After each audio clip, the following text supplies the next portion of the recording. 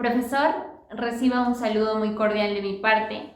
En esta oportunidad el tema que yo escogí para hacer el videoensayo son los métodos de investigación en la psicología. Y empecemos. Muy bien. Sabemos que a lo largo de los años se ha intentado posicionar a la psicología como una ciencia. Y para esto fue de vital importancia hacer uso de los métodos de investigación para poder corroborar las distintas preguntas y cuestionamientos que existían con respecto a la psicología.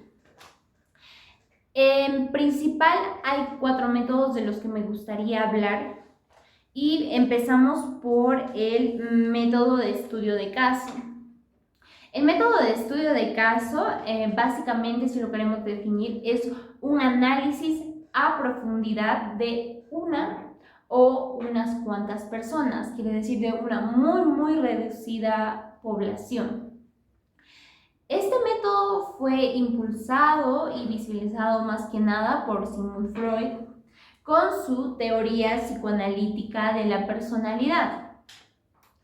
Como sabemos, todo tiene sus ventajas y sus desventajas, y el estudio de caso no es una excepción. Entonces me gustaría hablar de las ventajas que esta tiene. Es que al estudiar a un grupo muy reducido, que como digo pueden ser 1 o 2 personas o 3, muy reducido, la información que se vaya a recabar va a ser muy detallada también.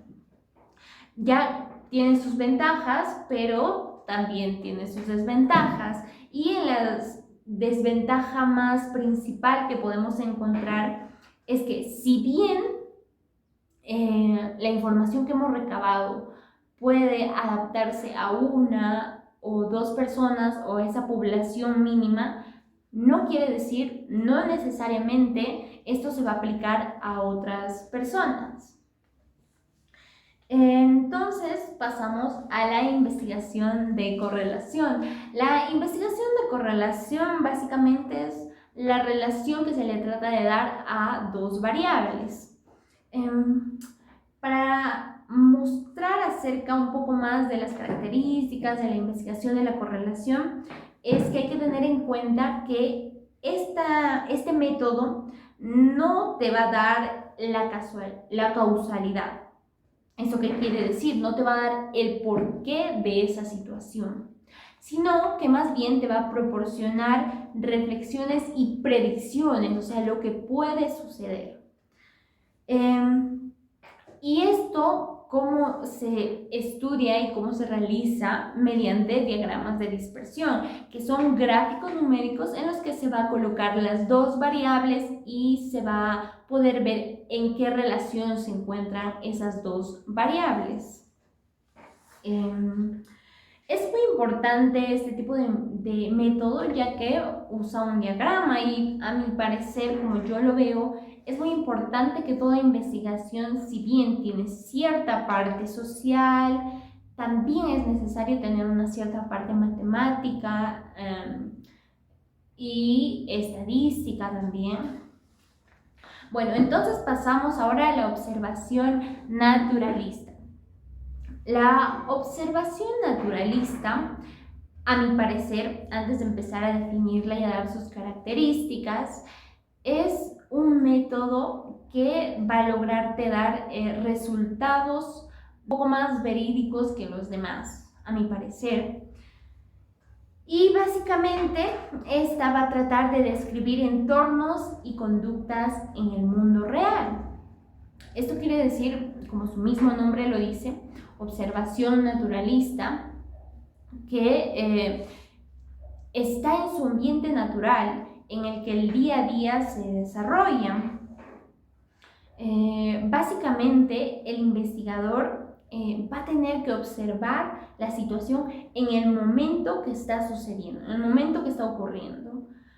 De otro modo, este método no se puede realizar.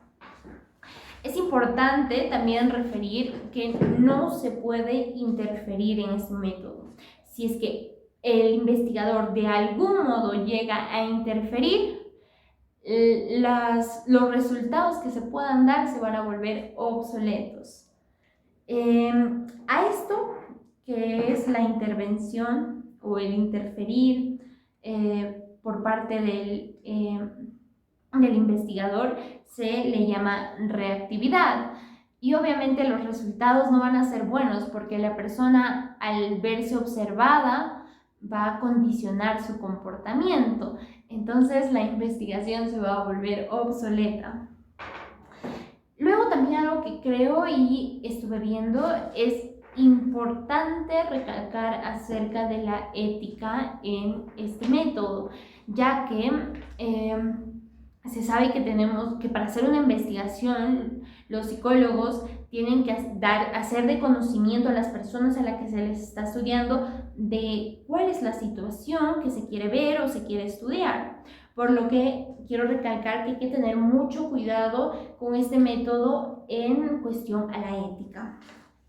Muy bien, ahora vamos a pasar con el método experimental, que después de la observación naturalista, para mí es otro de los métodos que te van a dar resultados mucho más verídicos. El método experimental se basa en el método científico y básicamente dice que tú como investigador vas a manipular las variables independientes para ver cómo es que se afecta a las variables dependientes.